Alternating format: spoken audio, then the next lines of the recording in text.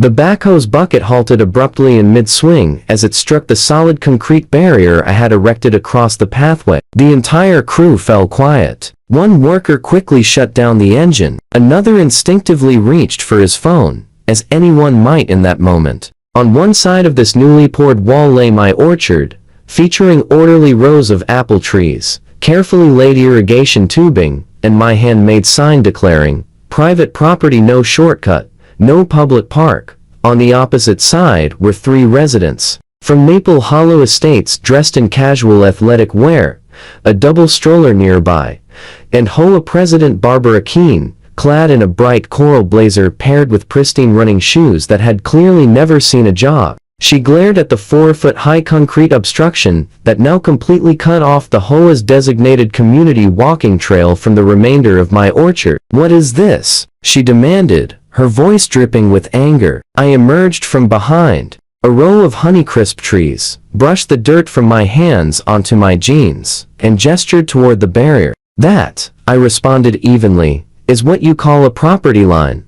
The foreman rubbed his forehead in confusion. "Miss Keene, ma'am, we can't continue poring over this. He's got survey markers placed right in the center. The inspector is going to flag this big time. You cannot simply obstruct a community amenity." Barbara shot back at me. "This trail is integral to the Maple Hollow lifestyle package." I raised a thick folder filled with approved permits, official plat maps, and the certified letters I had previously sent them. At the very top sat the newly issued TRO, a temporary restraining order prohibiting trespassing and any further construction. "The funny thing about lifestyle packages," I noted calmly, "is that they don't override recorded deeds or valid court orders." Barbara jabbed a perfectly manicured finger in my direction, her hand shaking with rage. "We're going to sue you," she declared fiercely. "I've already filed my counterclaim," I answered, "and I've got photos of your unauthorized sidewalk cutting straight through my Granny Smith trees." Right on cue, my attorney's SUV appeared at the gate along the road, followed closely by a county vehicle. A code enforcement officer stepped out, his gaze immediately fixed on the incomplete HOA concrete that extended onto my property. He let out a slow, drawn-out whistle. "Oh boy," he said deliberately.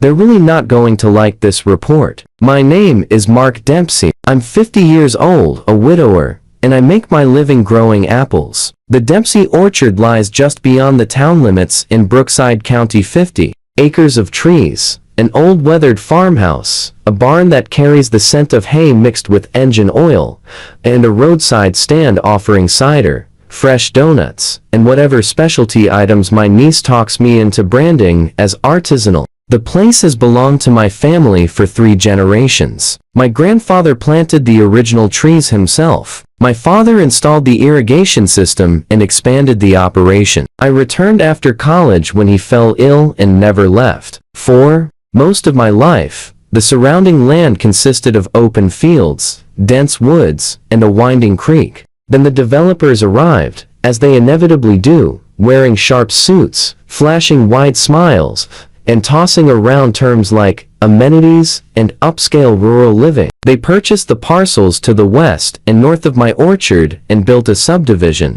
named Maple Hollow Estates, an ironic choice, given that they cleared out nearly all the actual maples. Each home was some variation of a costly beige structure with stone accents. They erected an elaborate stone entrance sign, created a retention pond they marketed as a water feature, and, most significantly, formed an HOA. Enter Barbara Keene. In her late 40s, with an aggressively highlighted bob haircut, always attired as if attending a PTA meeting that could turn into a power grab. She rose to HOA president faster than anyone expected. Barbara cherished 3 things above all: group emails starting with "per the CC and Rs," phrasing that referred to our community footprint as though orchestrating a major expedition, and the notion of Maple Hollow residents enjoying carefully curated outdoor activities. Her challenge was that the only real outdoor option within Maple Hollow was looping endlessly around their retention pond. Then her gaze shifted to my orchard, my gravel access road, and the grassy strip running alongside my southern fence near the creek. In her view, Maple Hollow's boundaries didn't stop at the recorded plat, they extended wherever her residents needed space for their brisk power walks. I was unfortunately about to discover what happens when an HOA president concludes that your property is secretly part of hers. It began with an email that never should have reached me. Barbara accidentally carbon copied the wrong address on a proposal for Maple Hollow Estates community enhancements. My niece Lily, who manages our orchard's email account, opened it, read through the entire document, and then hurried into the barn where I was repairing a sprayer. "You have to see this," she said, worry evident in her tone. The attached PDF was a triumph of vague, flowery language. Phase 1. Maple Hollow Walking Network, a scenic crushed stone trail linking cul-de-sacs to natural features. Including the adjacent historic orchard property, it included diagrams, colorful arrows, and labels such as Future Scenic Overlook that pointed straight into my tree rows. I examined the map closely. Every natural feature they emphasized was situated on my land, not theirs. Absolutely not, I stated firmly. We figured basic respect for property lines and common sense would end the matter. How naive that was. 2 weeks later, I returned from delivering crates in town to discover orange survey flags strung along my southern fence inside my fence. A pair of workers in safety vests were spray painting lines on my grass near the creek. "Can I help you, folks?" I inquired. "Walkway project," one replied offhandedly. "HOA hired us. Easement's supposed to run right through here." "Easement?" I echoed. "Show me." They produced a laminated HOA map that bore a striking resemblance to Barbara's PDF. "Got a recorded easement from the county to back that up?" I pressed. They exchanged blank looks. I politely escorted them off my property and contacted the county recorder's office. After being transferred several times, I received confirmation. No such easement existed on my parcel. My deed was clear, no rights of way except for the drainage ditch at the rear. So I drafted a courteous letter to the Maple Hollow HOA. "Dear Maple Hollow Board, the land west and south of your subdivision, including the orchard and creek bank, is private property owned by Dempsey Orchards, Incorporated. We have not granted, and will not grant, an easement for a community walkway. Please refrain from sending contractors or residents onto our property. Any future trespassing will be documented and addressed accordingly. Sincerely, Mark Dempsey." I mailed it, emailed it, and even hand-delivered a copy to the HOA mailbox at their community pavilion, grandiose name for what was essentially an oversized gazebo.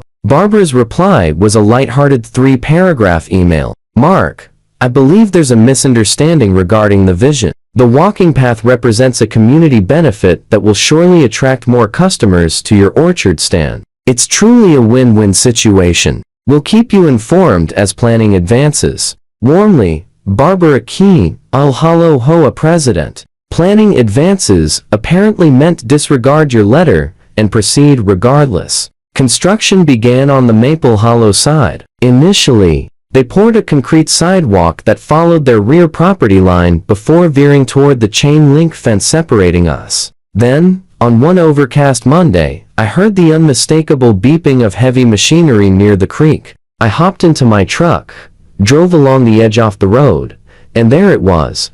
A section of the chain link fence had been cut and folded open. A skid steer was tearing up my grass within the orchard boundaries, carving a route toward my second most valuable row of Honeycrisps. "Hey!" I shouted, jumping from the truck. "Shut that down." The operator turned off the engine. A man wearing a Maple Hollow polo shirt waved a rolled blueprint. "We've got approval from Maple Hollow," he stated assuredly. "You don't have approval from the person who actually owns this land," I countered. "Get your equipment off my property," he shrugged. "Take it up with the HOA, buddy. We're just following the plan." I dialed the sheriff's non-emergency number. By the time a deputy arrived, Barbara had naturally appeared, clutching a binder and behaving as if she had single-handedly pioneered concrete. "This trail is outlined in the community master plan," she explained to the deputy. "Our website promotes it. Buyers were assured walkable access to the creek and orchard. A website doesn't supersede my deed," I pointed out. The deputy, clearly wishing he were elsewhere, offered Barbara a vague warning. Don't let this escalate, talk it out, and advise everyone to resolve it amicably. Barbara smiled like a predator. Of course, she replied sweetly. We'll move forward in good faith.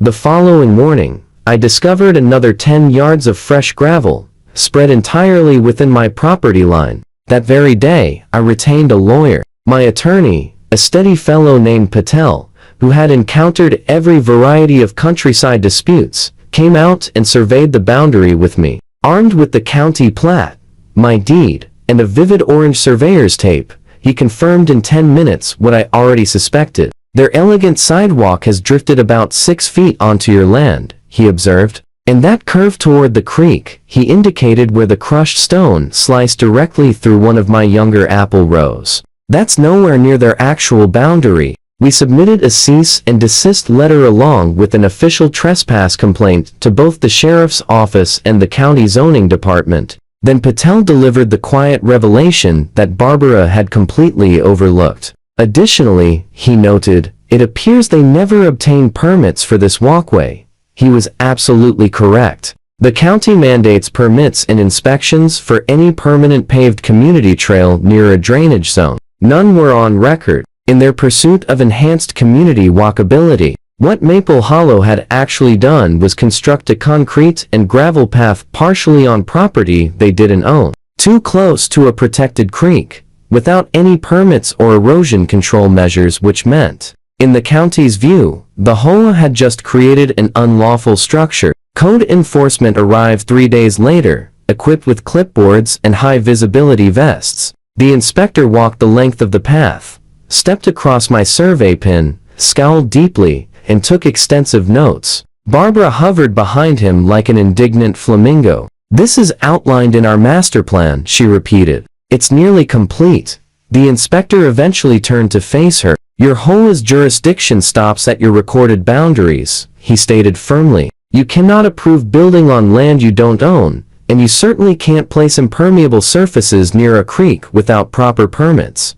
Barbara attempted to shift tactics. We have an implied easement, she announced. The orchard has historically been open to public access. We're simply making it official. I couldn't help but laugh aloud. Ma'am, the only people I've ever implied access to are paying customers who visit during open hours, and don't treat my rows like a labyrinth, I replied. And I definitely didn't invite a concrete procession. The inspector handed Maple Hollow a stop work order immediately and affixed a vivid red violation notice to the fence. Barbara acted as if the notice was merely advisory. Within a week, I spotted new tire tracks and additional gravel dumped under cover of darkness clearly placed when they assumed no one was looking. So, Patel did what attorneys do when clients confused stop with accelerate. He rushed us to court for an emergency temporary restraining order and began preparing a comprehensive lawsuit for trespass, damages, and permanent injunctive relief. That's when Barbara finally grasped that she might face real consequences. Her reaction wasn't remorse. Her reaction was to escalate to the ultimate HOA maneuver. Maple Hollow Estates launched its own lawsuit against me. The HOA's filing was an astonishing showcase of overreach and sloppy legal work. They asserted that the community held a prescriptive right to traverse my property because residents had long enjoyed strolling near the orchard. In plain terms, a few joggers had occasionally used my gravel shoulder, and now they believed that granted ownership. They further argued that my orchard functioned as a quasi-public amenity they had promoted on their website. Obstructing the walkway which they had constructed was disrupting their residents' quality of life. The court should compel me to provide a permanent easement and eliminate any obstructions, specifically my newly poured concrete wall. Patel reviewed the complaint twice, then courteously phoned opposing counsel to inquire if he was truly serious. Evidently, he was. All right, Patel responded. Let's proceed to discovery. Discovery for Maple Hollow proved to be a nightmare. We demanded all HOA board minutes discussing the walkway, every communication regarding the orchard and my property, all promotional materials referencing orchard access, and any permits or evidence of their absence for the construction. We received minutes capturing Barbara stating things like, "Once we build it, he'll have to permit access. He won't want to appear as the villain. We uncovered emails where a board member questioned, "Do we actually possess an easement?" And Barbara answered, "It's community space, obviously." We obtained a newsletter bragging, "Soon you'll be able to wander directly into our charming neighboring orchard," complete with a stock photo of an entirely unrelated orchard, and not a single permit. Patel also moved to join the county and the drainage district as interested parties, since the HOA had spread gravel, altered grading near the creek, and tampered with the culvert that wasn't theirs. The county's attorney became involved, and believe me, nothing erases an HOA's smugness faster than discovering that the entities capable of imposing substantial fines and mandating actual demolition are now upset with them. Maple Hollow's insurance provider grew anxious. Their general liability carrier dispatched a firm letter. "Your policy excludes coverage for intentional trespass or unpermitted building on property you do not own." In other words, if this turned sour, the HOA's reserve fund funded by resident dues would bear the cost. Meanwhile, I constructed my wall entirely within my boundaries, fully permitted and approved by an engineer. It was classified as a retaining and security feature. To the HOA, it represented the Berlin Wall. Residents began to realize that their prized new scenic trail now ended suddenly at a plain gray barrier, adorned with bright county stop work and violation tags, and was the focus of increasingly frantic emails. The storyline changed. Several Maple Hollow homeowners stopped by the orchard stand, looking sheepish. "We didn't know they hadn't asked you," one woman admitted. "We assumed you were collaborating."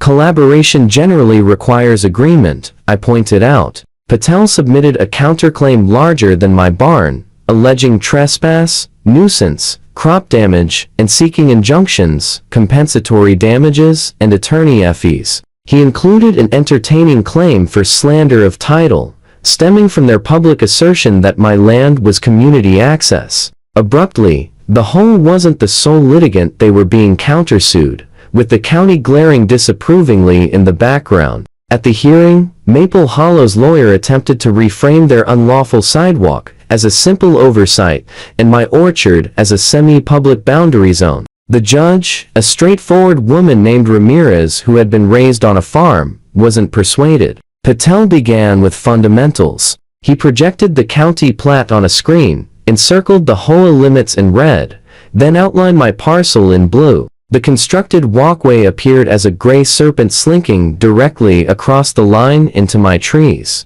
"Your Honor," he declared, laser pointer unwavering, "everything in gray beyond this red line belongs to my client. There is no recorded easement. There is no dedication. There is only an HOA board that redefined community as whatever they desired." The HOA's council countered with implied permission, asserting residents had traditionally walked through the orchard. Patel presented a photographic timeline of my no trespassing and orchard operation signs spanning the past decade, plus a pre-Walkway Maple Hollow newsletter where Barbara instructed residents to honor the orchard's private property signs, acknowledging they recognized it as private. When the HOA's lawyer pivoted to Barbara's preferred term, community expectations, insisting buyers were promised walkable nature access, and that the orchard was essential to their lifestyle, with the path being a minor encroachment for greater good, Patel interjected, and yet, they never consulted the owner of that essential lifestyle element before breaking ground on his topsoil and slicing his fence. We displayed images of the severed fence panel, skid steer ruts through saplings, and the irrigation line mangled beneath their gravel. Then the county inspector testified, no permit had been granted for any trail extending beyond the HOA's parcel. The HOA violated creek setback regulations. Their work threatened erosion into the waterway. Judge Ramirez's eyebrow arched at the term violation. Then Patel revealed the board minutes, projected for all to see were Barbara's exact words. "If we initiate the path and encourage resident use, it will be more difficult for him to refuse later. Worst case, we handle fines. The community benefit justifies it." The judge looked up deliberately. "Miss Keene," she addressed, "did you author these statements?" Barbara gulped. "Those remarks are out of context," she replied uneasily. "What context?" the judge pressed. "Makes worst case, we handle fines acceptable when discussing deliberate construction on someone else's land. The courtroom fell silent. Judge Ramirez reclined slightly. This is how it appears to me, she concluded. And HOA desired a new amenity. It didn't own the necessary land. It knew it didn't own the land. It waste-built regardless, then sued the owner when he protested. She stared straight at the HOA's side. That isn't a misunderstanding. That is hubris. She issued her ruling immediately. The HOA's easement claim was denied. Their suit was dismissed with prejudice. My counterclaim for trespass and damages was approved. I would receive reimbursement for crop losses, restoration expenses, and legal fees. The HOA was directed to dismantle every foot of trail on my property at their cost and rehabilitate the area to its original state under county oversight. Then she delivered the final flourish. Considering the deliberate character of this trespass and the effort to coerce Mr. Dempsey, I'm also awarding punitive damages. Homeowners associations are not sovereign entities, Miss Keene. You cannot annex a man's orchard simply because you appreciate the scenery. Barbara turned ashen. Someone in the gallery, almost certainly a Maple Hollow resident, muttered softly, "Oh my God," as if witnessing a decisive penalty kick veer disastrously wide.